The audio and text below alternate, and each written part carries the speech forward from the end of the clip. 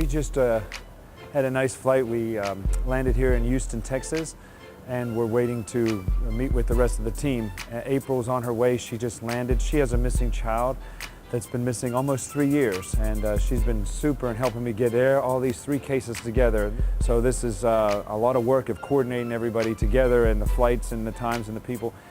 And so it's been wonderful. So I'm really excited. And I have not met April. This will be my first time meeting April. My little boy, his name is Eduardo. We call him Eddie. When he went missing, he was only a year and 1 month. The last time I seen him, he was just beginning to walk. I never heard his first words from Mama. So I've never been able to hear him call me Mama. And I miss that first smile, that first, run, him actually talking, his first everything. We had went to Mexico and on vacation. We went down to the little town and we're going to wait for the bus, and then his mom was like, "Okay, April, let me hold Eddie. I'm going to go change his diaper and I'll be right back." She never came back. So I went to the police in the local town, and they was like, "Lady, I'm sorry, but there's nothing we can do for you. He has just as much as right to that child as you do." I kept looking on the internet. I was going online and searching, and it popped up Amber Ibarra's story, how she had got her son back from Mexico. It spoke about Mark Miller and the American Association for Lost Children. And from then on, he's been helping me, and it's been on and on and on. He's done everything to try to help me to find my child, everything. April. That's you, April. Well, the first time I met April, I was very excited. I was talking with her for actually 7 or 8 months, and I was just excited, that's all, knowing that we're real close in getting her child back. So. And that's you? Okay, look here. Here we go. Okay, bye-bye. Here they come. Here. April, Maria, come on. We'll meet the rest of the people. This trip, there was 3 missing child cases that we were working on. The second case was Bradley, and he had a missing child, and he brought his mother with him, and they were going to help us on all the cases. Then there was Maria, and she was the grandmother of 3 missing children. Dawn, private investigator, Christian, and then there was also Amber, who had a missing child that we rescued her child. She's just a real trooper. Another gentleman that was with us, of course you might not see him much on TV, but his name's Chad, and he's the producer from Cornerstone.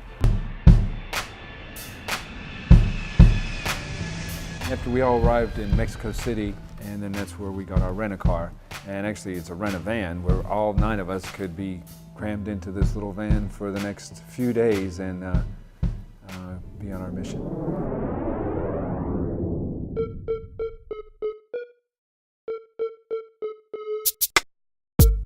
After arriving in town, didn't get much sleep, and just got up real early, and we're strategizing and trying to plan the details of different strategies of what to do in the case.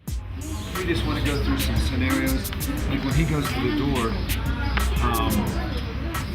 either myself or someone else to go with him. We want to watch another house, so just tell them that I'll go through the whole thing and you can explain. Okay. What happens, like if they're down here and somebody tips them off and they run to the field, because a couple of us could just stand down here watching, you know what I'm saying?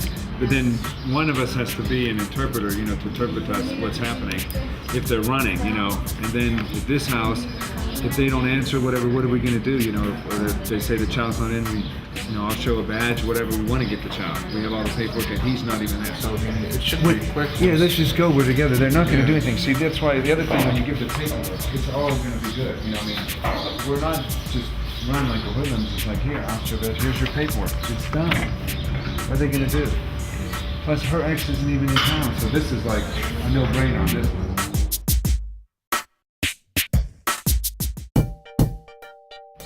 Got basically a plan, and Jorge and Maria, the third case that we're working on, the grandmother, since she's Spanish, it won't be so obvious when they go to the door. They won't see Americans, and so then from there they're going to just ask around, and then they have pictures, and then copies for custody and a picture of the child that's missing. We're going to stay behind and probably park a little bit down the street and wait in the van and kind of watch to see if we see that little boy in another house. Then we'll get the okay from them, which is what, about 100 yards from there, maybe? Yeah, about 100 yards, 500 yards maybe. Okay, and then we'll just either walk up together or we'll decide from there. So we're kind of excited. Oh, I'm really excited. Getting emotional. Yeah, we're about 61 kilometers to where we need to be to get my son back, and we're really excited. Aren't we all excited? Yes, we're very excited. Yeah. We got it. Yeah, probably maybe about another hour, and then we're going to be there, and finally I'm going to get to see my son after almost 3 years.